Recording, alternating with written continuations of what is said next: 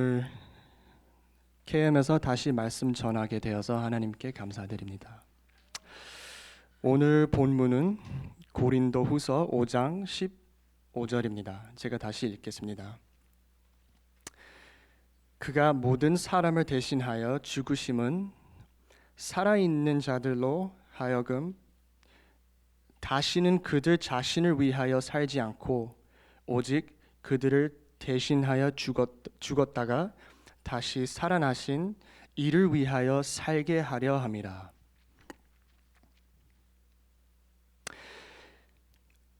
예수께서 왜 십자가에서 죽으셨습니까? 다 아시는 대로 우리가 죄 사함을 받을 수 있도록 죽으셨습니다. 그런데 오늘 본문은 우리에게 또 다른 놀라운 진리를 가르칩니다. 예수님은 우리가 그분을 위해 살 수 있도록 죽으셨습니다. 예수님은 우리가 그분을 위해 살 수 있도록 죽으셨습니다. 달리 말하면 예수님은 우리의 주와 주인이 되기 위해 죽으셨습니다. So that he could be our Lord and Master. 원어에는 혹 우리가 그를 위해 살도록 또는 우리가 그를 위해 살 수 있도록이라고 말하지 않습니다. 단지 우리가 그를 위해 살도록이라고 말합니다. 그리스도인이 주를 위해 살 것인지 아닌지 대해 불확실한 것이 전혀 없습니다. 예수께서 대신 죽어주신 모든 사람, 즉 참된 그리스도인이라면 모두 예수를 위해 살아갑니다. 미국에서 몇 년 전에 주관에 대한 논쟁이 있었습니다. Lordship controversy. 논쟁의 이슈는 예수님이 주님이 아니고 단지 구원자일 수 있는가입니다. 어떤 사람들은 죄 사함을 받고 나서 마음대로 살아도 된다고 믿고 또 그렇게 가르쳤습니다. 그런데 이것은 전혀 새로운 것이 아닙니다. 교회가 매 세대마다 싸우던 것입니다. 사도들과 신약교회 시대에서도 이 거짓 가르침과 싸웠습니다. 그때도 은혜가 더 충만하도록 죄 가운데 살아야 하지 않나요? 라고 하는 사람들이 있었습니다. 거기에 대해 사도 바울은 이렇게 대답했습니다. 결코 아닙니다. 왜냐하면 당신에게는 당신의 삶을 다스리는 새로운 주인이 있기 때문입니다. 이전에는 죄가 여러분의 주인이었는데 이제는 그리스도가 여러분의 주인이십니다. 로마서 6장입니다. 성경은 매우 명확합니다. 크리스찬들에게 예수는 구세주이며 주님이십니다. 만일 예수님이 우리의 주가 아니시면 우리의 구원자도 아닙니다. 예수는 우리가 그분을 위해 살도록 우리를 위해 죽으셨습니다. 이것은 사도 바울의 삶을 보면 확실하게 알 수 있습니다. 사도 바울은 다메섹으로 가던 중에 예수님을 만나고 기적적으로 구원받았습니다. 그런데 하나님께서 바울을 구원하신 목적은 무엇이었습니까? 사도행전 9장에는 하나님께서 아나니아를 보내 바울의 눈을 뜨게 하신 일이 기록되어 있습니다. 아나니아를 보내시며 하나님은 이렇게 말씀하셨습니다. 이 사람은 내 이름을 이방인과 임금들과 이스라엘의 자손들에게 전하기 위하여 택한 나의 그릇이다. 하나님은 왜 바울을 구원하셨나요? 하나님은 바울의 삶을 사용하셔서 잃어버린 자들을 구원하시려고 바울을 구원하셨습니다. 사도행전 9장 15절은 하나님께서 바울에 대해 아나니아에게 말씀하신 것입니다. 하지만 후에 사도행전 26장에서 바울은 그날 주께서 자신에게 하신 말씀을 전합니다. 일어나 너희 발로 서라. 내가 내게 나타난 것은 곧 내가 나를 본 일과 장차 내가 내게 나타날 일에 너로 종과 증인을 삼으려 함이니 이스라엘과 이방인들에게서 내가 너를 구원하여 그들에게 보내어 그 눈을 뜨게 하여 어둠에서 빛으로 사탄의 권세에서 하나님께로 돌아오게 하고 죄 사함과 나를 믿어 기록하게 된 무리 가운데서 기업을 얻게 하리라 하더이다. 하나님은 왜 바울을 구원하기 위해 그에게 나타나셨습니까? 그 목적은 무엇이었나요?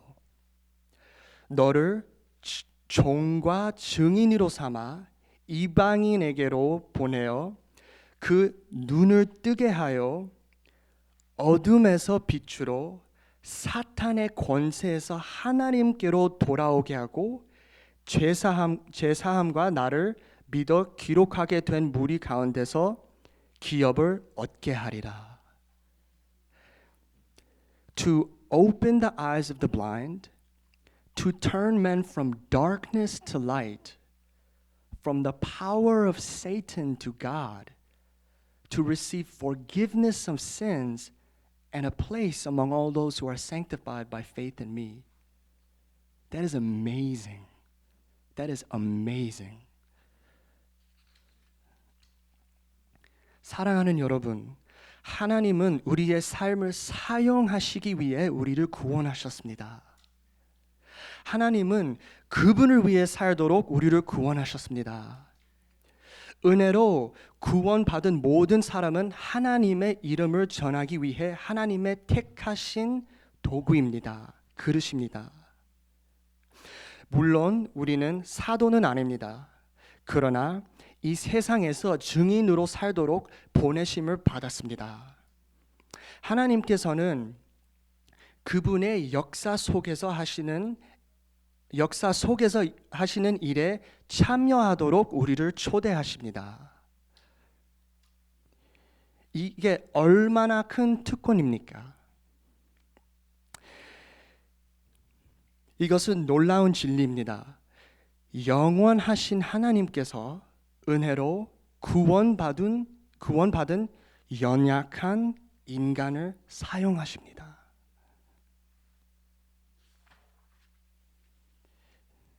우리 인생에 이보다 더 큰 목적이 있을 수 있습니까? Can there be a greater purpose of our life than this?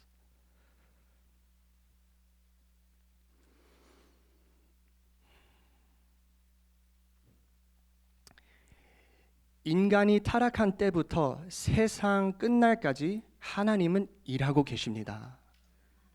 하나님은 계획을 가지고 계십니다. 하나님은 계획을 가지고 계십니다. 하나님은 모든 족속과 나라와 방언 가운데 잃어버린 자를 찾아 구원하시기 위해 일하십니다. 하나님은 우리가 그 계획의 일부가 될 수 있도록 우리를 구원하셨습니다. 저는 2011년에 처음으로 교회와 함께 필리핀 선교를 갔었습니다. 그때 필리핀 목회자들 가운데 성령께서 역사하시는 것을 보았습니다.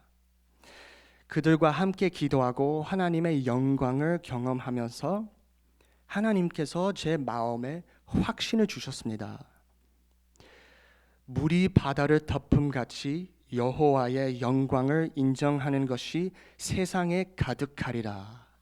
하박국 2장 14절입니다. For the earth shall be filled with the knowledge of the glory of the Lord as the waters cover the sea. 하박국 2:14. 그 선교 여행에서 저는 결심했습니다. 결국 남는 것은 하나님의 영광뿐이니 그분을 위해서 살고 싶다. I want to live for Him. I want to live for Him. 저는 하나님의 계획에 참여하고 싶었습니다. 우리의 계획들은 아무것도 아닌 것이 될 것입니다. 뿐만 아니라 우리 삶은 계획한 대로 일이 진행되지 않은 경우가 많습니다. 커리어를 위해 세운 계획도 마음대로 되지 않습니다. 나이가 들면 어느 정도 돈을 벌어 놓을 수 있을 거라 생각하지만 그렇지 않은 경우가 더 많습니다. 결혼 생활은 어떻습니까? 조종 우리의 결혼 생활은 생각한 대로 따라가지 않습니다. 자녀는 또 어떤가요? 많은 경우에는 아이들이 부모들이 원하는 대로 자라지 않습니다. 삶은 우리 계획대로 흘러가지 않습니다. Our life doesn't go according to our plan many times. 하지만 하나님은 언제나 자신의 계획을 완전하게 이루십니다. God always fulfills His plan. 그리고 그분의 은혜로 우리를 그 계획의 일부가 되도록 부르십니다. 단 한 사람이라도 우리의 삶을 통해 예수님은 알게 된다면 가치 있는 삶이 아닐까요? Even if one person can come to know Jesus through our life, isn't it worth it to live for Him? 당신의 삶으로 우리의 삶으로 인해 그 사람이 영원토록 그리스도와 함께 있을 것입니다. 그리고 새 하늘과 새 땅에서 그 사람이 우리를 보고 이렇게 말한다고 상상해 보십시오. 집사님, 그날 하나님께서 나에게 복음을 전하도록 당신을 사용하셨습니다. 당신은 하나님의 도구였습니다. 목사님, 낚시배에서 요한복음을 저에게 전해 주셨던 날 기억하시나요? 5년 후에 저는 그 요한복음을 읽었고 주님은 나를 구원하셨습니다. 목사님은, 집사님은, 장로님은, 전도사님은, 엄마는, 아빠는, 형은, 누나는 우리의 하나님의 도구였습니다. 정말 놀랍지 않아요? 않나요? 하나님께서 우리의 삶을 복음을 위해 사용하실 수 있다면 그것이 가장 큰 특권입니다. 이 진리들을 묵상할 때 그리스도인의 삶에 대해 어떤 느낌을 갖게 되십니까?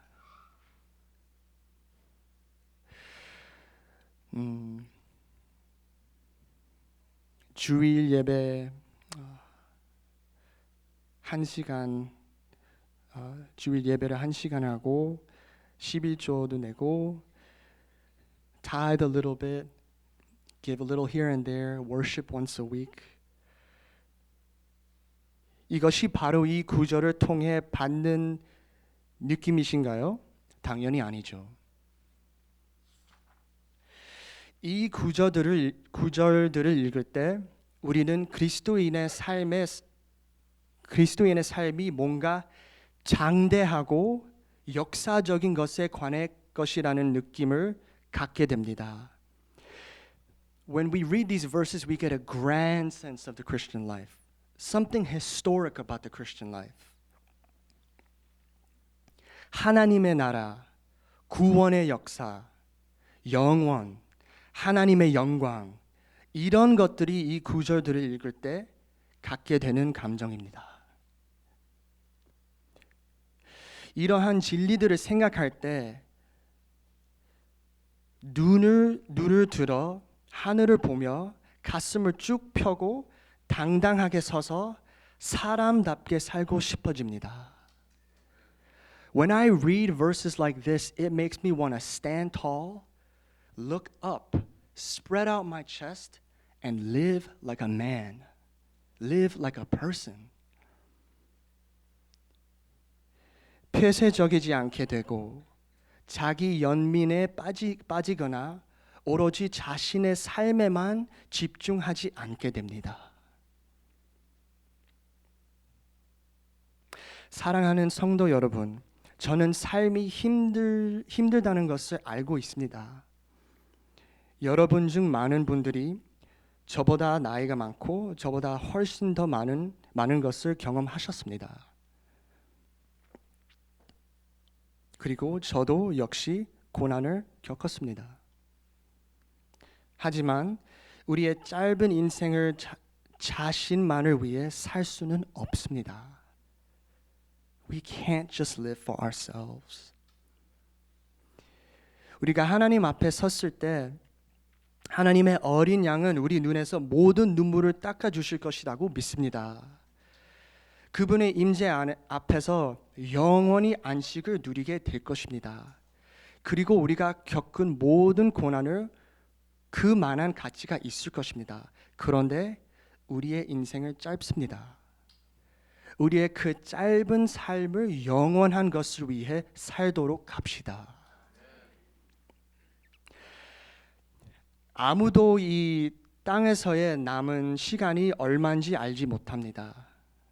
하지만 하나님은 끝까지 충성하라고 부르십니다. 하나님은 끝까지 그분을 위해서 살도록 부르십니다. 저는 존 맥아더 같은 분을 정말 존경합니다. 그분은 한 교회를 50년 넘게 목회를 했고 84세가 넘었는데 아직도 설교를 하고 있습니다.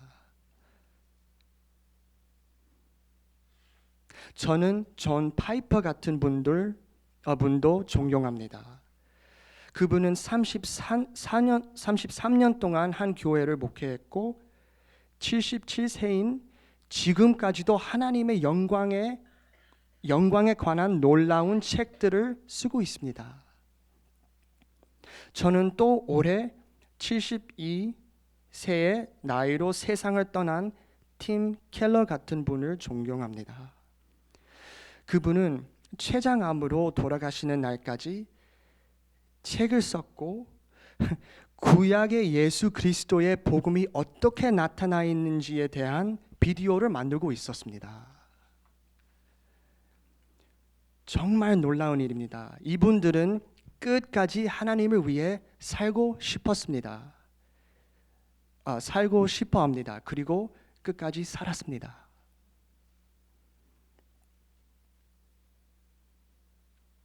사랑하는 여러분, 주님을 위해 살기 원하십니까?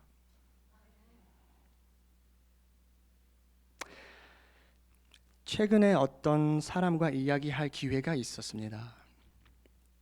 그 사람은 교회 출석한 지 거의 7년쯤 됐습니다. 저는 그 사람에게 이렇게 물었습니다. 예수를 따르겠다고 결심했나요? 왜냐하면 아직 마음을 정하지 않는 것 같아 보여요. 당신이 뭘 위해 살기 원하는지 잘 모르겠어요. 제가 그 형제를 사랑해서 그냥 솔직하게 말했습니다. 제가 지난 몇 년에 걸쳐 알게 된 것 중 하나는 대학 시절에 교회에 열심히 사람들의 관한 것입니다. 관한 겁니다. 그들은 성경 공부에 참여하고 기도 모임도 참여하고 심지어 수련회도 참석합니다.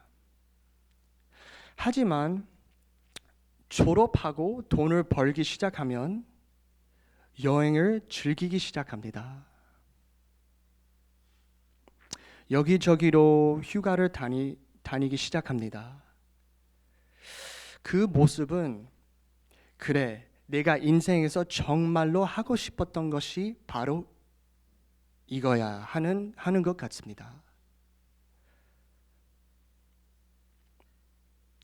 마치 그들이 정말로 원하는 일을 할 기회가 생길 때까지 대학 시절을 교회에서 그냥 버틴 것 같습니다. 그러나 종국에 그들은 교회에서 사라집니다. 어떻게 아냐고요? 요즘 인스타그램에 다 올리니까 추측할 필요도 없습니다. 인스타그램과 페이스북에서 그들이 사는 방식을 볼 수 있습니다. 저는 그 형제에게 이렇게 물었습니다. 당신 주위를 둘러보면 하나님의 사람이 있나요? Brother, when you look around, where are the men of God? Where are the men of God? 주님을 위해 불타오르고 정말 주님을 위해 살고 싶어하는 사람들이 보입니까? I asked him. 그는 대답하지 못했습니다. 사랑하는 여러분, KM은 어떻습니까? 사랑하는 여러분, KM은 어떻습니까? 하나님께서는 반드시 교회를 세우실 것입니다. 하나님께는 언제나 그분을 따르는 그분의 백성들이 있을 것입니다. 그러나 복음을 전하는 교회에 다니다고 해서 자동으로 경건해지는 것은 아닙니다. 우리가 그분을 위해 살지 않는다면 결국에는 상관없습니다. 그동안 갈라디아서, 빌립보서, 주 기도문을 배우고 이제 베드로 전서를 공부하는데 그 말씀들이 하나님을 위해 살고 싶도록 만듭니까?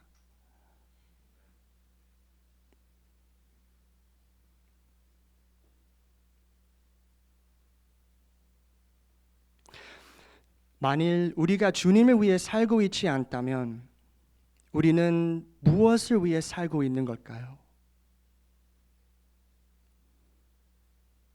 오늘 본문은 보면 두 가지의 선택이 있습니다.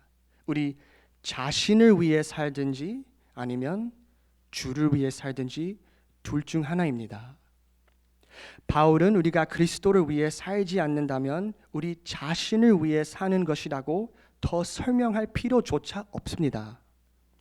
성경은 우리가 예수님을 만나기 전에는 평생 자신만을 위해 산다고 가르칩니다.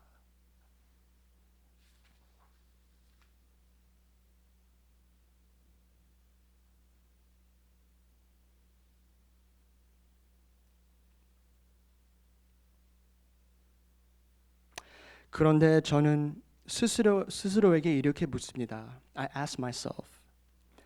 만약 우리가 주님을 위해 살고 있지 않다면 우리는 결국에는 괜찮겠습니까? If we're not living for the Lord, will we be okay in the end? Will we be okay in the end? 로마서 2장은 이렇게 말씀합니다. 자기 추구만 일삼는 자에게는 to those who are self-seeking 진노와 분노가 있으리라. 자기 추구만 일삼는 자에게는 진노와 분노가 있으리라. 하나님은 진리로 우리에게 경고하십니다.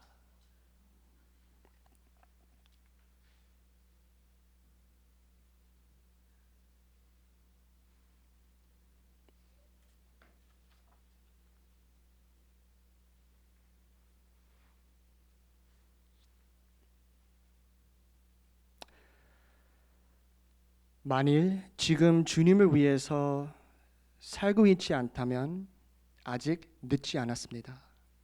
그러나 하나님께서는 우리가 응답할 수 있는 때와 기회를 주십니다. 그 시기가 지나면 사람들은 회개하기 어려워집니다.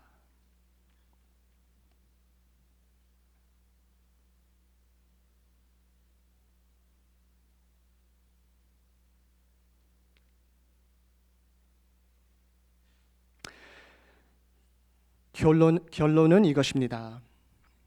우리가 정말로 하나님의 아들이 우리를 위해 죽으시고 다시 살아나신 것을 믿는다면 어떻게 그분을 위해 살지 않을 수 있습니까? 정말로 그것을 믿는다면 그 현실이 어떻게 우리 삶의 목적을 바꾸지 않을 수 있나요? 그분을 위해 살고 싶을 것입니다. 그분을 위해 살고 싶을 것입니다. 그것이 우리의 삶의 가장 큰 현실이 될 것입니다. If we truly know God, we would love Him. And if we love Him, we would want to live for Him. And that's the bottom line. 우리가 참으로 하나님을 안다면 그분을 사랑할 것입니다. 그분을 사랑한다면 그분을 위해 살고 싶을 것입니다. 그것이 결론입니다. 기도하겠습니다.